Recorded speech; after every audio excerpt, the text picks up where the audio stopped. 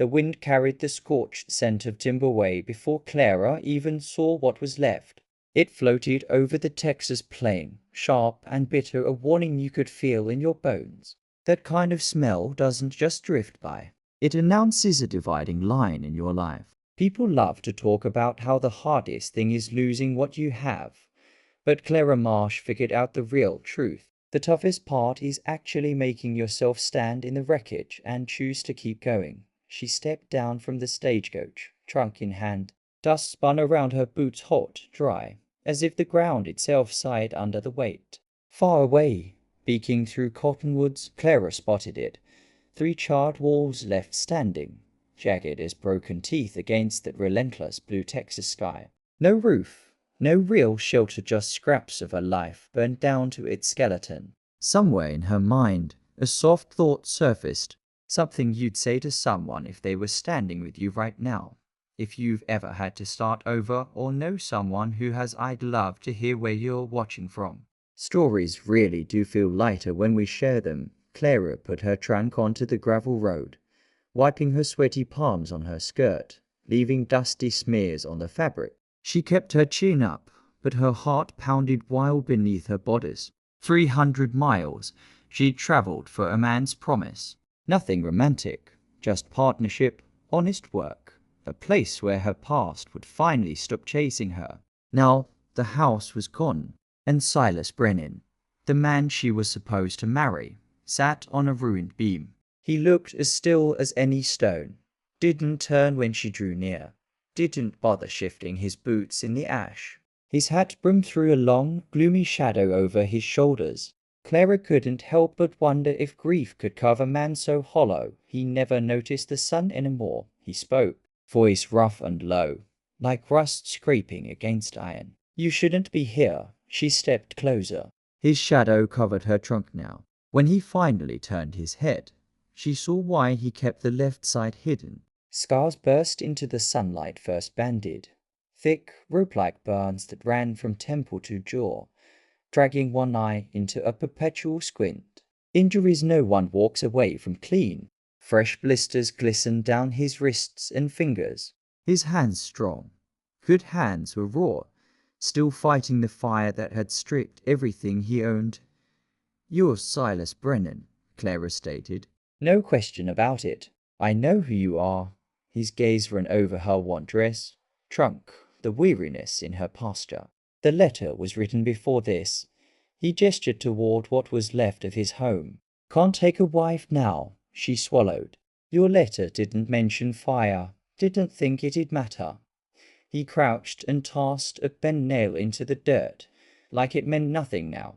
"Now you know." Clara dropped beside her trunk, unclasped it, brass clicks echoing through the empty yard, and started to unpack what little was hers. Dutch oven, seeds, carbolic acid, bandages, tin plates, her mother's Bible. Silas watched her hands, the focus calm in her movements.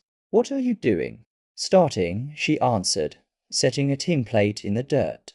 "I reckon I'll see what I came for." "There's nothing left to see." His voice cracked, barely. But she caught it. She hefted the Dutch oven, arms trembling. "Where are you sleeping?" He paused. A crow calling from the cottonwoods. "The barn didn't burn." "Well, that's something." Clara took a steady tone. "I need water. I need the pump working." He stepped forward and grabbed her wrist, not rough, just desperate. His palm trembled against her skin. "How much money did you bring?" Clara didn't even flinch. "Enough, that's not an answer." "How much do you need to know?" He pulled back quick, ashamed, wiped his face with his sleeve, like he could rub away the fear. She could tell neighbors had offered help. She could also tell he'd turned them down. Pride sits heavy on a man stripped to nothing. Clara grabbed her Dutch oven again. "Where's the well?" Silas looked at her like she appeared out of a story, someone impossible. A woman who'd come to rescue, not run. Finally, he asked, "Why would you stay for this?" Clara dragged her trunk toward the barn, leather scraping along the ground. "Maybe I've seen worse." Silas stayed rooted in the ash, staring at his palms as if they belonged to someone else. As if the fire took more than his home. Something deep inside him, he wasn't sure would ever come back. Clara opened the barn door. The smell of leather, linseed oil, old hay spilled out warm, familiar, still standing. It would do. As she tied up an old canvas for privacy across the tackroom doorway, Silas lingered behind, voice muffled but steady. My scars. You want to know? Clara paused, hand on the rope. I was 7, he said. Barn fire. Tried to get my sister out. Got her out. She died anyway. Fever got her that winter. I'm sorry, Clara whispered. But his voice carried something else, a grief years old, but nowhere near gone. Outside, a horned owl called low, the sound settling deep with the dusk. Clara lit a fire, set water to boil, and felt Silas watching. Not with suspicion, more with wonder, as if he couldn't see why she stayed, why she saw foundation instead of failure. The flames flickered across the blackened bones of the old homestead, and a quiet truth settled between them. Two broken lives crossing paths in the ashes, neither knowing what they might rebuild. Dawn broke with the sharp clang of an axe. Clara woke in the tackroom's dimness, hearing the relentless wood chopping. A man determined to outwork his pain. Silas stood in the ruins, swinging the axe with sweat soaking his shirt, old bandages hanging loose, blood and ash staining the linen. Every strike punished his hands, but he didn't stop. Clara pumped water cold from the well, filled 2 tin cups, and took them to him. Drink, she said. Silas swigged it, returned the cup, blood smudging the metal. Your hands. She pointed out. He glanced, shrugged. Got work to do. You can't work like that. I ain't got a choice. She stepped right in his way. He tried to sidestep. She held her ground. You bleed through your palms, Silas. You'll get an infection. You know that. He finally stopped. The fight in his shoulders left. He sank onto a fallen timber. Clara sat, unwrapping his bandages. The blisters had broken wide. Dirt worked deep into angry wounds. This'll sting, she warned. He didn't flinch at the water or the carbolic acid's bite, but his breath came sharp. Still, he let her work, trusted her hands. When she finished wrapping him fresh, something cracked open in him. He looked lighter. You can't lift today, she said. I gotta clear the foundation. We'll clear it. He looked at her, really looked. Dust in her hair, her wrinkled skirt, hands steady as she tied the knots. Something softened in his eyes, a feeling he was too scared to admit. You're a seamstress, he said. I got arms, don't I? Before he could answer, she lugged a charred beam to an ash pile, her own hands burning. She didn't stop. Silas, tangled in pride and pain, joined her. They worked side by side, the sun climbing high. Her palms blistered, his bandages soaked through. Neither made a complaint. By noon, they uncovered the stone chimney foundation solid, unbroken, the spine of the old life. Silas stood over it, shoulders trembling. It held, he whispered. Clara ran her hand across the sun-warmed stone. Then we build on it. Wagon wheels rattled up the road before he could answer the Hadleys and Coopers. Neighbors Clara hadn't met. Silas didn't seem eager to see. He tensed up as they climbed down. We brought lumber. Mr. Hadley called out. Heard you got yourself a wife, Brennan. Can't let a woman live in a barn. Clara stepped up before Silas could even speak. That's kind of you. We're grateful. Silas kept his head down, jaw clenched hard. The men unloaded good pine boards, stacking them at his feet. He looked smaller with every plank. Mrs. Hadley gave Clara warm cornbread for supper. And if you need anything, you come to town. Clara thanked her genuinely. When the wagons left, Silas walked straight into the barn without a word. It wasn't anger. It was shame. Sometimes a person breaks not from cruelty, but from kindness they don't think they deserve. If you've ever watched someone turn away from help because they felt unworthy, you know that ache. Silas stood in that exact place, trapped between wanting to accept Clara and believing he had nothing left to offer. Clara tracked the sound of hammering in the barn. He wasn't building, just drowning nails into a ruined beam. "Don't do that," she said softly. He stopped, hammer trembling. "I don't want charity," he whispered. "You didn't ask for it. Still got it." His breath was shaky. "Feels the same." Clara picked up a pine board, ran her fingers along its clean edge. "Then let's earn it together." He looked at her, searching, doubting, hoping. Finally, he nodded. That evening, they ate plain mush and salt pork by the fire. Silas ate little, but stayed close. That felt like something. When the fire faded, he spoke without looking at her. "I knew you'd ask, sooner or later," he said, "about his sister, about his scars." "You told me," Clara said, gently, "not the rest." His voice thinned. "My father died this spring.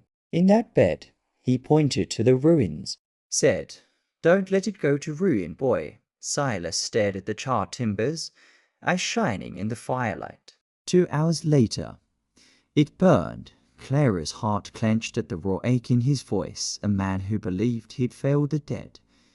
"You didn't let anything go to ruin," she said. "You survived a fire nobody could stop."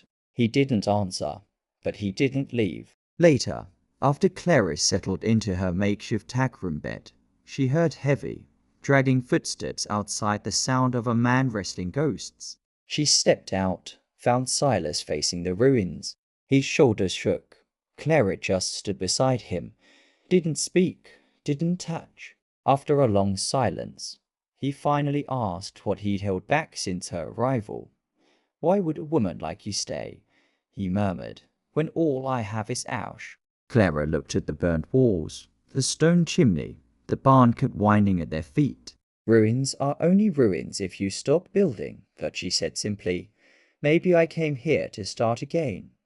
Too, Silas turned to her, really turned, and for the first time since she'd arrived, she saw something flicker, hope, fragile but real. Neither of them understood just how much that hope would cost. On the fourth morning, Silas left without warning, just before sunrise. Clara woke to hoofbeats fading down the dirt road, and by the time she reached the yard, he was already a shadow riding toward town, back stiff like he was wrestling something inside Dot in the barn. She found the answer, her trunk open, lock broken, bank statements scattered across the floor, 16 envelopes. Proof she wasn't the poor seamstress she claimed to be.